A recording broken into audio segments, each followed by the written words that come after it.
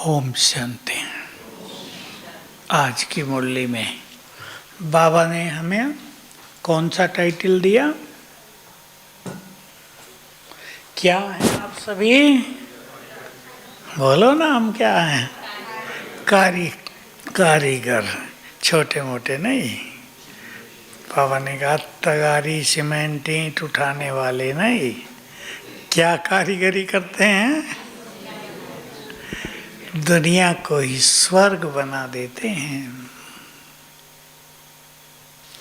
आज हम इस बात पे ही चर्चा करना चाहते हैं। ज्ञान धारणाओं की बातें तो करते ही हैं।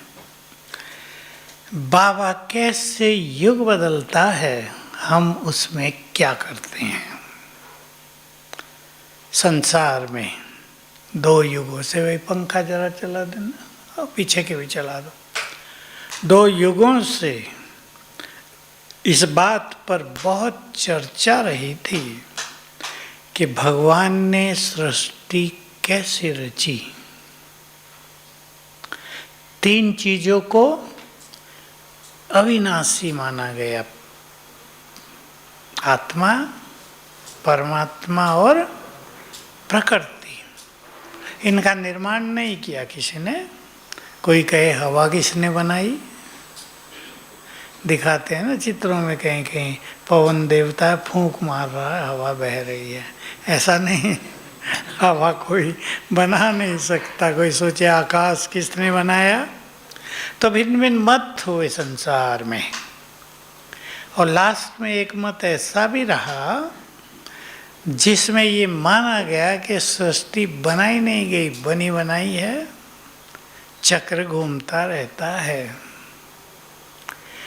किसी ने ये सोचा कि कुछ नहीं था कभी, और परमात्मा ने सृष्टि रची।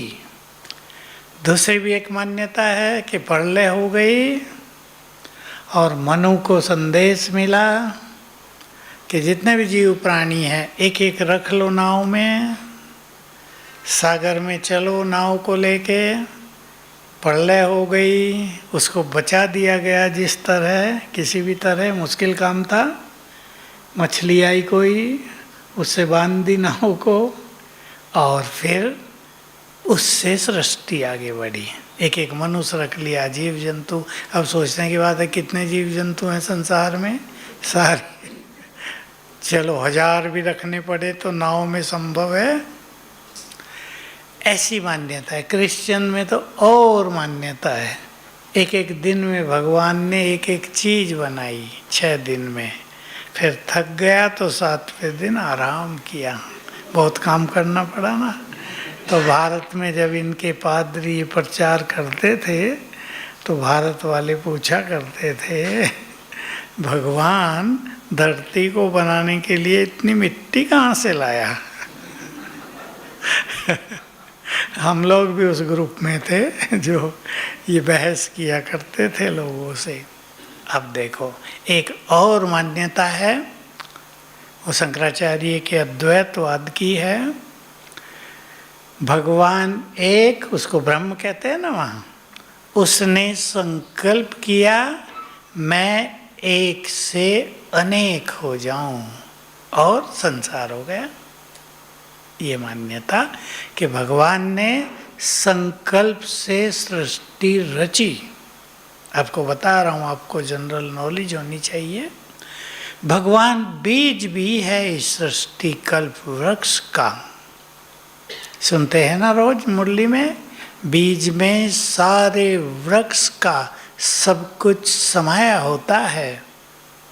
स्थूल बीजों में चने का दाना, उससे पौधा कैसे निकलेगा, उसकी ऊंचाई कितनी होगी, पत्ते कैसे, रंग कैसा, कब बीज आएगा, गेहूँ सीधी बाली जाएगी, उसमें बाल आएगी, ये सब बीज में भरा होता है।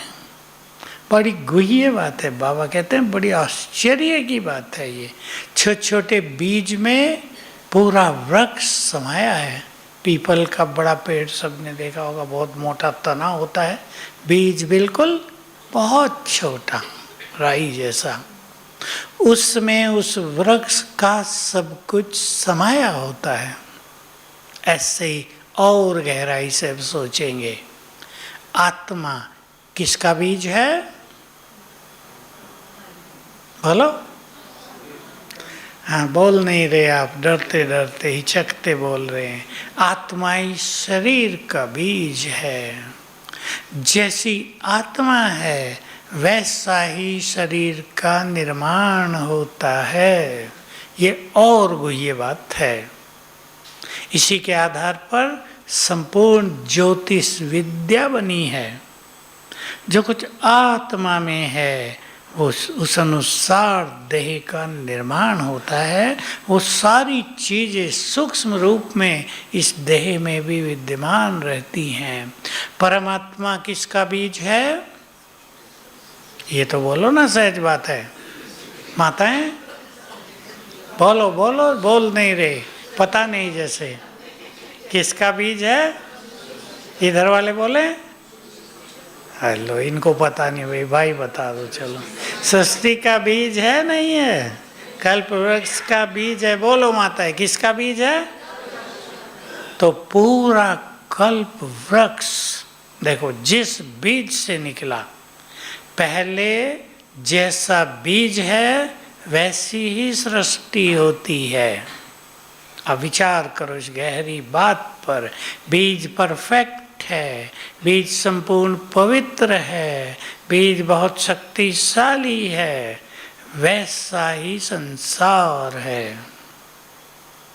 उसने वैसा ही संसार बना दिया। इसलिए एक धर्म में ये भी मान्यता है, भगवान ने अपने ही स्वरूप की सृष्टि रची थी। इसका लोग अर्थ नहीं समझते। ये स्वरूप है कि वो परफेक्ट है तो मनुष्य भी परफेक्ट था, देवता। वो संपूर्ण पवित्र है तो मनुष्य भी संपूर्ण पवित्र देवता थे। वो शक्तिशाली है तो मनुष्य भी शक्तिशाली देवता थे। गिरावट हुई, आत्मा की शक्तियाँ यानी कलाएं धीरे धीरे डाउन हुई। अब बहुत कम रह गई। तो क्या हो रहा है आजकल? आत्मा की डिग्री बहुत कम हो गई। कितने तक आ गई होगी? बोलो भाई बताओ, ये माताओं का प्रश्न क्वेश्चन नहीं। बोलो कहाँ तक पहुंची डिग्री? बोलो 8 10, 0 नहीं, 8 10। बैटरी 0 पे आ जाए मोबाइल की तो वो तो उससे वो बहुत बुरे रेडिएशन निकलने लगते हैं। 10 पे भी खतरनाक होता है। तो सभी को ध्यान देना है, बहुत ध्यान देना है। मैं अंडरलाइन कर रहा हूँ, माताओं को बहुत ध्यान देना है। आत्मा की डिग्री कम हो गई है, इसलिए ब्रेन भी कमजोर हैं। इसलिए दिमाग में सब कुछ खराब चीज़ें जल्दी समा जाती हैं। माताओं को, खास माताओं को कह रहा हूँ, इंग्लिश का शब्द है इमोशनल, भावनाएं, भावुकता। भावुकता के रूप में आप सभी को बहुत पावरफुल बनना है, इमोशनली पावरफुल। जो पावरफुल नहीं बनेंगे, आज ही 2 ऐसे केस मेरे पास आए। मैं देख रहा था माताओं की मनोस्थिति कितनी कमजोर हो गई है, स्वीकार नहीं कर पाती मृत्यु को। मैंने एक से पूछा, आप बहुत परेशान हो, आपका पति आ जाएगा वापस? हाँ आएगा। मैंने कहा शरीर जला दिया गया? हाँ वो तो जला दिया था, फिर कैसे आएगा? अभी की बात है, कैसे आएगा? आएगा। उसके लिए परेशान हूँ, आ जाए तो मन शांत हो जाए। इमोशनली जो कमजोर हैं, आने वाले समय में नेगेटिव एनर्जी उनके ब्रेन को क्या कर देगी। मेरे पास तो शब्द नहीं है, मैं देखता हूँ मातृ शक्ति को। तो शक्ति बनना है माताओं को, बिल्कुल विक्षिप्त विपरीत स्थिति, रात दिन रो रही हैं माताएं, ज्ञानी होकर भी। अज्ञानी भी स्वीकार करके 7 दिन रो के शांत हो जाती है, बच्चों को संभालो वही। अब बच्चों को संभालना छोड़ के रो ही रही हैं। बाबा छोड़ दिया। दोनों का आज केस यही था, क्लास में नहीं जाती, बाबा ने क्यों मदद नहीं की जाने में। मैंने कहा की थी, तुम्हें पता ही नहीं। क्या की? पूछने लगे क्या मदद की? सहज ले गया, कष्ट नहीं दिया। ले क्यों गया? इसलिए मात्र शक्ति को शक्ति बनना ही पड़ेगा, तब दूसरों को मदद कर सकेंगे। ये जो मोह है, अब इसको थोड़ा ढीला करें। कई बुजुर्गों का एक चला जाता है, दुखी होते हैं। एक की कहानी कल थी, मैंने कहा क्यों भाई दुखी हो, इतने बुजुर्ग हो गए थे, जाना ही था, 85 हो गए थे। भाई जी 64 साल साथ रहे हैं। मैंने कहा भगवान के साथ नहीं रहे कुछ भी, ज्ञान में कब से हो? 25 साल से हैं। भगवान के साथ का नशा नहीं, पति के साथ का नशा। 64 साल का साथ था, तो मैंने कहा 5000 साल ही चलना था क्या साथ? माताओं को थोड़ा ज्ञान स्वरूप होना चाहिए, इतना परेशान नहीं। मैं इसको आज सिखाया कि तुम परेशान होगी, 2 बड़े बच्चे हैं, उन पर बुरा असर आएगा, उनका तो ख्याल करो। कहा नहीं, मैं उनके आगे परेशान नहीं होती, अकेली होती हूँ। भला ऐसा होता है? उत्तर भी ऐसे दे रही है। तो सृष्टि इस तरह कमजोर होती आई है। अब देखो भगवान कैसे बदलता है। सबसे बड़ा कारीगर वो और फिर उसके बच्चे। अब थोड़ा विचार करेंगे, संसार को बदलने में क्या क्या बदलना पड़ेगा? आत्माओं को, प्रकृति को, वायुमंडल को, धरती को भी बदलना है, आकाश को भी, प्रकृति में आ गए ना, हवा को भी बदलना है। तो कैसे बदलता है? सूक्ष्म रूप बाबा की मुरलियों में आता है, मुझे बहुत अच्छे लगते हैं वो शब्द। बाबा की कलयुग को सतयुग में बदलने की गति बहुत सूक्ष्म है, सबकी समझ में नहीं आती, ब्राह्मणों की भी नहीं आती। जो लिखा है शास्त्रों में उससे तो कुछ समझ में ही नहीं आएगा कोई। सृष्टि बनी बनाई, कलयुग का अंत आ गया है, इसको वो कैसे बदलता है? अब देखो थोड़े में आप जान लें, थोड़े में बाकी सब चिंतन करेंगे। ज्ञानी बैठे हैं सभी। बाबा से हम शक्तियाँ लेते हैं, हमारी शक्तियाँ चारों ओर फैलती हैं। बाबा से हम पवित्र वाइब्रेशंस लेते हैं, वो हमसे चारों ओर फैलते हैं, वो प्रकृति को सतो प्रधान बनाते हैं। और जब प्रकृति सतो प्रधान बन जाती है तो वो तमो प्रधानता को नष्ट कर देती है। ये राज है बहुत बड़ा। क्यों उन्होंने कहा कि तुम्हारी योग की अग्नि, याद करो बाबा के महावाक्य, इस महान यज्ञ से क्या प्रकट होगी? विनाश ज्वाला भी प्रकट होगी। विनाश ज्वाला का ये अर्थ है कि आग निकलेगी यहाँ से। हमारी योग की शक्ति से ये सब खेल होगा, तो सारा खेल योग की शक्ति का है। जो जितने अच्छे योगी वो उतने ही बड़े कारीगर हैं। यानी संसार को बदलने में उनकी भूमिका सबसे बड़ी है, धन की बात ज़्यादा नहीं। जो जितने पवित्र हैं, एक भोली माता बहुत पवित्र हो सकती है, जिनके पास जितनी पवित्रता की शक्ति है वो इस कार्य में उतने ही मददगार हैं। आपको ख्याल रहे, हमारे पवित्र वाइब्रेशंस हमारी आँखों से निकलते हैं। अगर हम आत्मिक दृष्टि का बहुत अभ्यास करेंगे तो आत्माओं को वाइब्रेशंस जाएंगे। हमारी प्योरिटी बहुत अच्छी है, हम उसके स्वमान में रहते हैं। हमारे पैरों से भी पवित्र वाइब्रेशंस निकल के धरती में समाएंगे। हम प्रकृति को वाइब्रेशंस देते हैं तो इस सारा वायुमंडल भी पवित्र हो जाएगा। तो ये बाबा ने जो राजयोग सिखाया है आके, यही विश्व परिवर्तन का आधार है। इसलिए बाबा के महावाक्य हैं, जो बच्चे मुझे 8 घंटे रोज याद करते हैं वो मेरे सबसे अधिक मददगार हैं। धन से भी आप सब बाबा की सेवाओं में मदद कर रहे हैं, वो भी एक मदद है।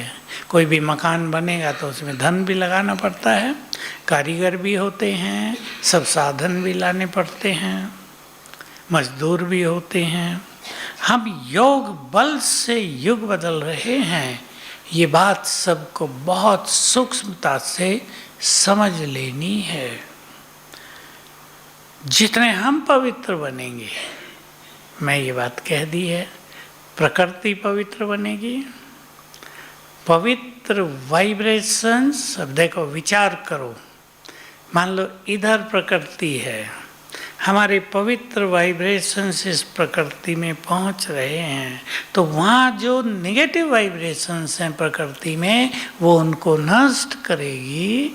इसलिए इसको ही कहते हैं भूकंप, प्राकृतिक प्रकोप। इसलिए बाबा का एक बहुत गुह्य महावाक्य है, जब तुम्हारी पवित्रता नेचुरल हो जाएगी, ध्यान से सुनेंगे सभी, जब तुम्हारी पवित्रता नेचुरल हो जाएगी तब नेचुरल कैलिमिटीज होंगी। सुन लिया सभी ने? नेचुरल, एक छोटे बच्चे की तरह जिनको अपवित्रता का ज्ञान ही नहीं है, ऐसी नेचुरल प्योरिटी नेचुरल कैलिमिटीज को जन्म देंगी। देखो एक अच्छी चीज बुराई को समाप्त करेगी, लगेगा विनाश हो रहा है पर होगा प्योरिफिकेशन, शुद्धिकरण। तो जब प्रकृति शुद्ध हो जाती है, ये बहुत बड़े रहस्य हैं, तो प्रकृति सब कुछ प्रदान करती है। नदियाँ मीठी हो जाएंगी, पानी नीचे से थोड़ा निकालना पड़ेगा, बोरिंग या मिनरल वाटर का प्लांट लगाएंगे वहाँ, यही पानी पिएंगे जो नदियों में बहता है। अमृत तुल्य होगा वो पानी। जो बड़ी उम्र के हैं, हमने तो देखा गांव में जो पानी बहता था नदियों से वही पीते थे लोग, खेतों के लिए पानी आता था वही पीते रहते थे। तो प्रकृति जब सतो प्रधान बन जाती है, उन आत्माओं को बहुत सुख देती है जिन्होंने प्रकृति का शुद्धिकरण किया है। तो बाबा की शक्तियाँ हमारे द्वारा चारों ओर फैलती हैं। हम हो गए बाबा के इंस्ट्रूमेंट, कारीगर, निमित्त आत्माएं। जितना हम अपने को फ्री करेंगे, देखो हमें बाबा कैसे यूज करेगा, बहुत ध्यान से सुनेंगे। जिसके पास मैंपन है, बाबा उससे यूज नहीं कर सकता, उसका मैंपन बाबा की शक्तियों को यूज ही नहीं होने देगा और रोक देगा। जिन्होंने पूरा समर्पण भाव अपना लिया है, जो पूरे निर्मल और निमित्त भाव में स्थित हो गए हैं, उनको बाबा यूज करता आया है और आगे चल के बहुत करेगा। तो खेल इस तरह बदलता है। अब देखो, जो देवकुल की आत्माएं थी वो अब नीचे उतर आई, अब वो करोड़ों हैं ना, अभी वो जागी नहीं है, सब अभी जगी नहीं है, करोड़ों को आना है।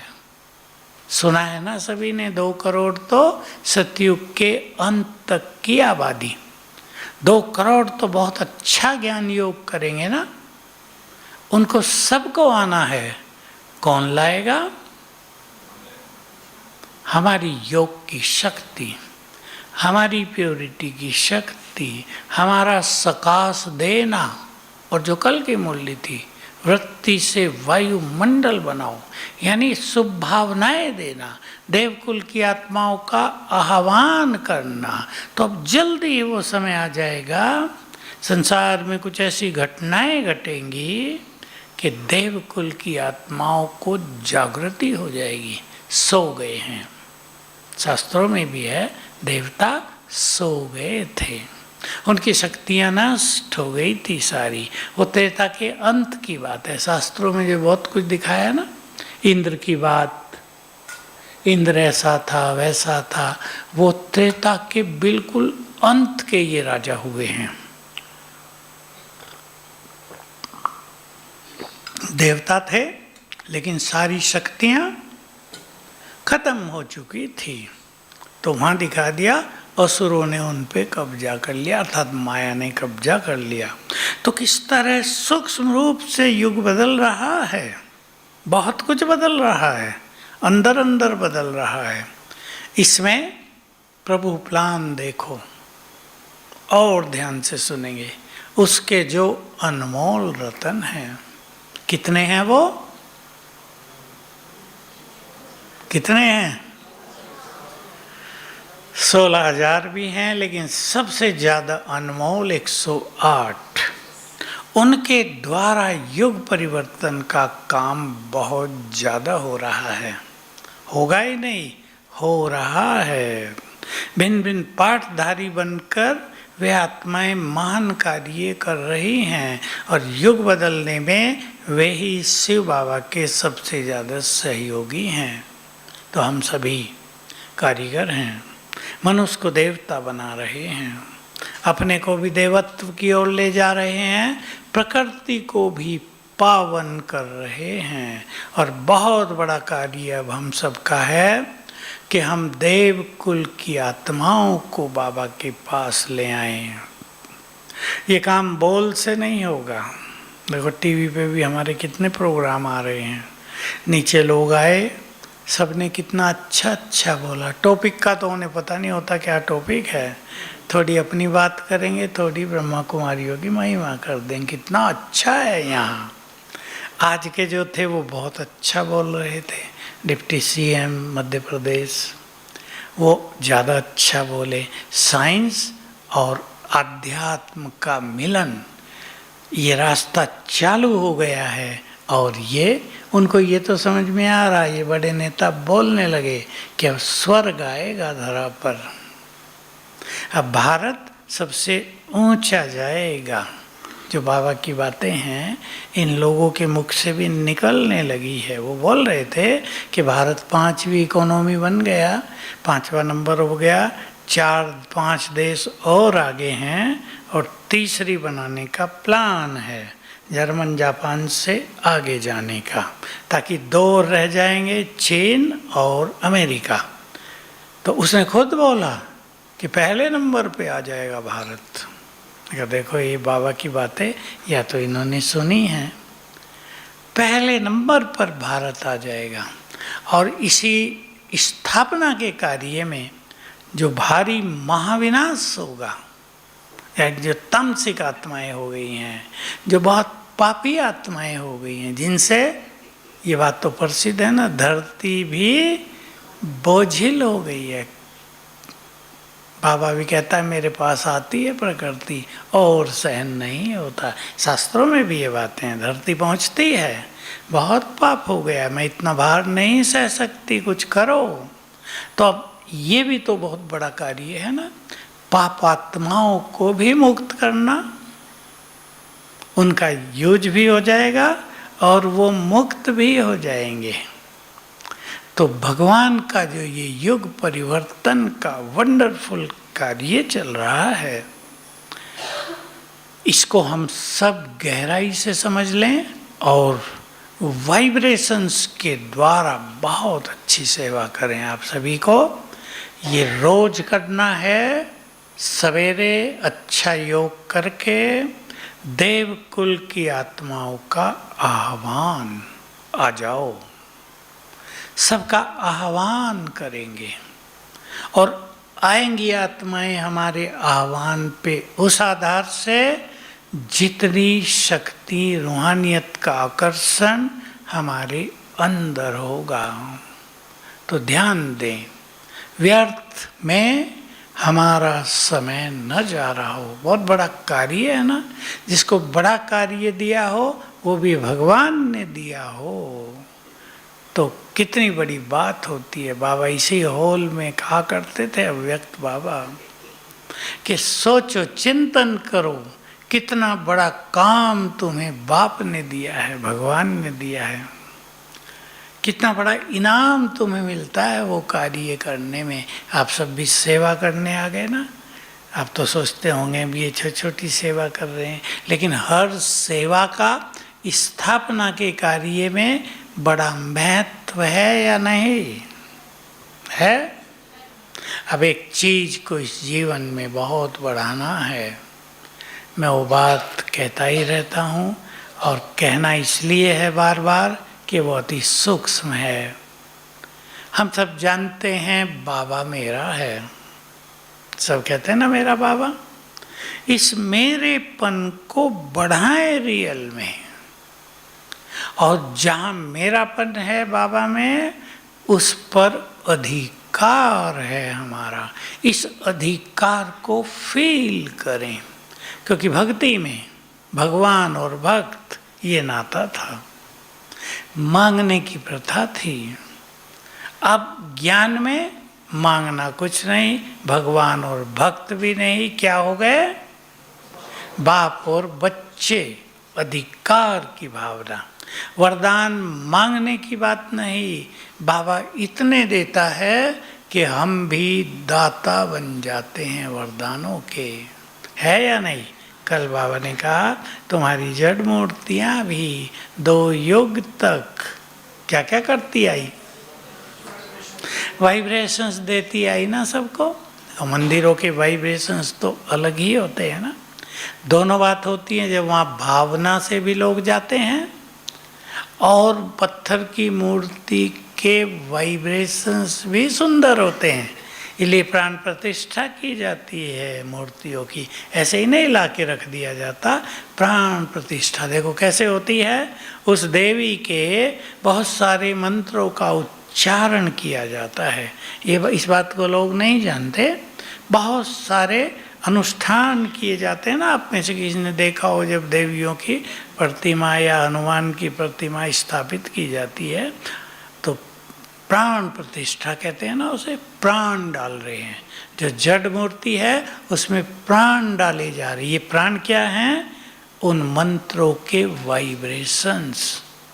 मंत्रों में भी वाइब्रेशंस होते हैं, तो उनमें वो वाइब्रेशंस भर दिए जाते हैं और वो फिर फैलते रहते हैं। इसलिए आपने देखा सुना तो है ही, ऋषि लोग पेड़ के नीचे ही बैठते थे, जहाँ बहुत वृक्ष हो वहाँ बैठते थे। जल तो चाहता था इसलिए जल के पास रहते थे, क्योंकि ये वृक्ष हमारे वाइब्रेशंस को तेजी से ग्रहण कर लेते हैं, फिर फैलाते रहते हैं।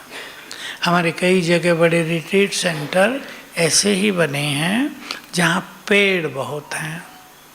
बेलगाम में बना 1000 हापुस आम के पेड़, 1000। अभी उनको काटें कैसे, भी हॉल भी बनाना है, तो बीच में थोड़ी जगह खुली थी, उसमें से 5-7 पेड़ काट के हॉल बनाए। तो जब ओपनिंग हुई बड़ा अच्छा सीन था, बहुत सारे भाई बहन आए थे, सब अपना भोजन लेकर आए थे। तो हर पेड़ के नीचे 8-10 अपनी टोली में बैठ के भोजन कर रहे थे। मैंने कहा भाई इनकी फ़ोटोग्राफी करो। फोटोग्राफी चालू हो गई थी, तब कितना अच्छा लगता था। फिर मैं उन सबको कहा कि सभी यहाँ आया करो। थोड़ा दूर था, 20 किलोमीटर।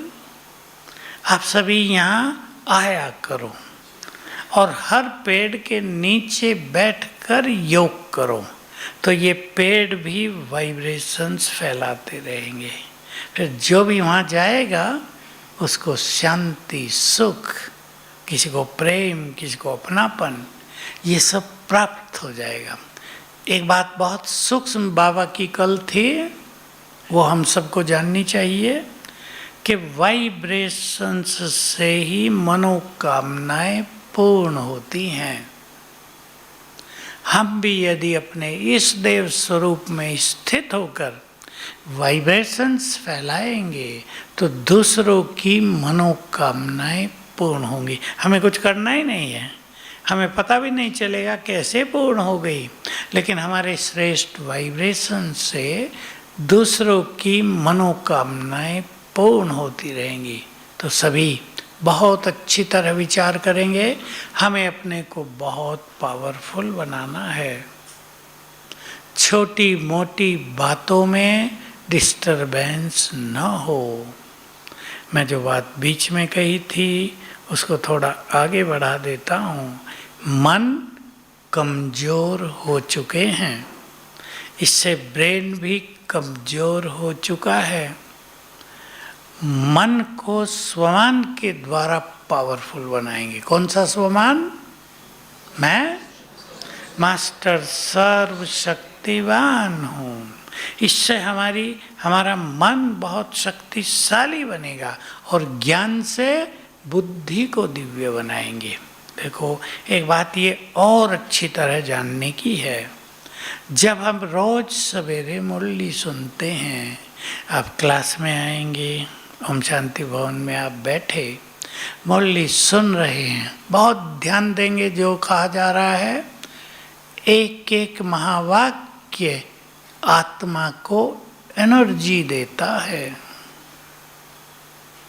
एनर्जी लेना है, केवल ये नहीं कि पॉइंट लिख लेने हैं। मान लो बाबा ने कोई नशे की बात बोली, याद करो बच्चे किसके सामने बैठे हो और हमें इसका नशा चढ़ा, चाहे वो आधा मिनट ही चढ़ा हो, आत्मा को एनर्जी मिल गई। तो मुरली के समय को स्वयं में एनर्जी भरने का समय बना दो। क्लास में जाना केवल ये नहीं कि हम ईश्वरीय महावाक्य सुन रहे हैं, मुरली सुन के आए तो अच्छी बात है, लेकिन स्वयं में एनर्जी भर कर आए हैं, ऐसी हमें खुद भी फीलिंग हो। ये बाबा की एनर्जी एक तो जन्म जन्म के दुखों को समाप्त करती है, आत्मा में एक आत्म संतोष भरती है। अब विचार करो, हम सभी द्वापर युग से ढूंढ रहे थे ना, किसे? क्यों भगवान को ढूंढते थे? आत्मा में अंतर मन में ये समाया हुआ था, वो कौन था जिसने बहुत सुख दिया था? पता कुछ नहीं था, सुखदाता हो तुम, लेकिन कौन था वो जिसने हमें सुख दिया था? बाबा जो ये मुरलियों में कहते हैं, मैं तुम्हें रजाई देकर गया था, कौन था वो जिसने हमें स्वर्ग की रजाई दी थी? ये हमारे अंतर मन में समाया हुआ था, हमें खोज थी। और जब खोज पूरी हुई, सबकी हुई ना, जिस दिन भगवान से मिलन हुआ तो क्या हुआ वो आपको पता नहीं है। ध्यान से सुन के उस गुड फीलिंग में आ जाओ। वो जन्म जन्म की जो खोज थी वो पूर्ण होने पर गहरा आत्म संतोष प्राप्त हुआ। इसको आप अनुभव करें, गहरा आत्म संतोष। कोई खो गए हों दो, किसी माँ का बच्चा खो गया हो और 50 साल के बाद आए, मिलन हो जाए, खुशी तो होगी, लेकिन अंदर एक बहुत गहरी तृप्ति होगी। जो एक बेचैनी थी, जो एक असंतोष उभरा था, वो समाप्त हो जाएगा। तो बाबा से मिलन के बाद हर एक को बहुत गहरा संतोष प्राप्त हुआ है। इस संतोष को आगे बढ़ाएंगे, जैसे बाबा ने कहा संतुष्टता। संतुष्टता संपूर्णता की निशानी है। संतुष्ट हो जाएं। और इस संकल्प को अपने मन में जरा दोहराते रहेंगे कि जो पाना था वो, आप कहेंगे और कुछ नहीं चाहिए क्या, हमें भोजन नहीं चाहिए, पैसा नहीं चाहिए, लेकिन आप इस चीज को अनुभव में लाओ। अगर ये नशा चढ़ जाए कि जो पाना था पा लिया है, सब कुछ प्राप्त होता रहेगा। ऐसे नहीं भूखे रह जाएंगे, सब कुछ प्राप्त होता रहेगा। संतुष्टता पदार्थों को आकर्षित करती है। बाबा के महावाक्य, जो संतुष्ट आत्माएं होते हैं उन्हें सब कुछ प्राप्त होता है। तो अपने को रोज मुरली से चार्ज करना है। करते हैं आप सभी, खुशी लेकर आते हैं मुरली के बाद, किसी को गहरी शांति मिलती है, किसी को बाबा का एक महावाक्य किसी दुविधा से बाहर कर देता है, कोई छाया पर छाया दिमाग पे आ गई हो वो उतार देता है बाबा का एक एक महावाक्य। हो रहा है या नहीं? एक एक महावाक्य रोज हमें जगा रहा है। देखते चलो हम जग रहे हैं, हमारी आंतरिक चेतना जग रही है, हमारे प्योर संस्कार जग रहे हैं, हमारे सुखदायी संस्कार जग रहे हैं, हमारे दातापन के संस्कार जग रहे हैं। ये संस्कार हैं ना हमारे देने के। कोई भी हमारे द्वार पर आए खाली न जाए। पसंद है संकल्प? ऐसा बीज डाल दो अपने अंतर्मन में कि चारों युग तक ये संस्कार चलता रहे। सतयुग में कोई लेने नहीं आएगा, पर हम ऐसे भरपूर रहेंगे कि और कुछ इच्छा ही नहीं होगी। और देखो सतयुग इस चीज की पहचान है कि जब देवता इच्छा मात्र अविद्या है तो सब कुछ प्राप्त है ना। हम भी जितना जितना छोटी छोटी इच्छाओं से मुक्त होते जाएंगे, हमें भी सब कुछ प्राप्त होता जाएगा। तो सभी बड़े बड़े कारीगर यहाँ बैठे हैं, एक्सपर्ट। मैं सोचा करता हूँ जब इंजीनियरिंग नहीं थी, लोगों ने कितना बड़ा बड़ा निर्माण किया। हावड़ा का पुल है कलकत्ता में, बहुत लंबा चौड़ा, जैसी 6 लेन आजकल जानते हैं ना, 6 लेन कितनी चौड़ी हो जाएंगी, उतनी सड़कें, और वो पुल ऊपर नीचे नहीं ऊपर फैला हुआ है, और उसका किसी को पता नहीं चलता कि ये किसने कैसे बनाया। वंडरफुल चीजें। सुरंग बनती थी नीचे, राजा घोड़े पर बैठकर जा सकता था दूर तक। यहाँ भी बनी हुई है अचलगढ़ से और नीचे मुखड़ी माता तक। इतनी बड़ी सुरंग किसने बनाई? बताया हमें उस पुजारी ने, राणा कुंभा ने बनाई थी। घोड़े पे बैठ के जा सकता था। इंजीनियरिंग थी नहीं। अब जब इंजीनियरिंग है, पुल टूटते रहते हैं।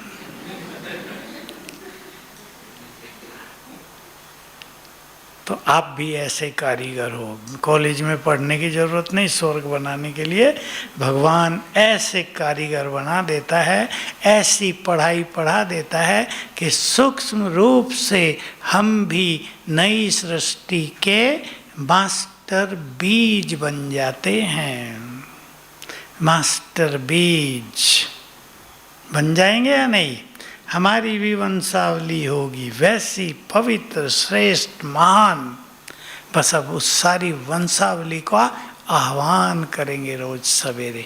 ये बात भूलना नहीं। हर एक की लाखों की वंशावली है, लाखों आत्माएं जुड़े रहते हैं एक एक से। आप देख सकते हैं एक जन्म में हमसे कितनी आत्माएं जुड़ जाती हैं। कितने रिलेटिव, उनके रिलेटिव, फ्रेंड्स, जहाँ काम करते हैं वो कितने जुड़े रहते हैं, हजारों। जन्म जन्म कितनी आत्माएं हमसे जुड़ी हैं। हमारे वाइब्रेशंस उन सब पर प्रभाव डालते हैं, ये भूलना नहीं है।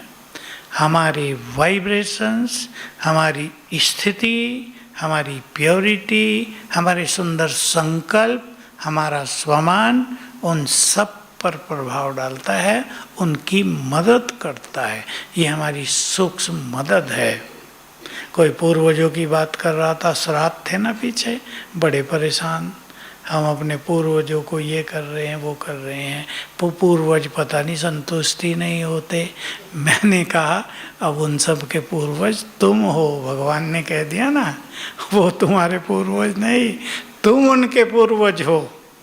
अच्छे वाइब्रेशंस फैलाओ, वो सब आप ही संतुष्ट हो जाएंगे। हमारे यहाँ तो श्राद्ध आदि ये चलता ही नहीं था। ये तो जब एडवांस पार्टी में दादियाँ गई तो प्रकाश मणि दादी ने एक बार लगवाया, तब से शुरू हो गया। हमें तो पता ही नहीं था यहाँ श्राद्ध भी कुछ होता है क्या दुनिया में, हम लोगों को नहीं पता था। तब से पता चला कि श्राद्ध भी कुछ है। तो हमारे श्रेष्ठ वाइब्रेशन से हमारी पूरी वंशावली को मदद करते हैं। तो सवेरे जरा इमर्ज कर लिया करें अपने स्वरूप को, मैं पूर्वज दाता। तो जो आप योग अभ्यास करेंगे उसका बल अनेक आत्माओं को प्राप्त हो जाएगा, तो बड़े कारीगर बन जाएंगे। ओम शांति।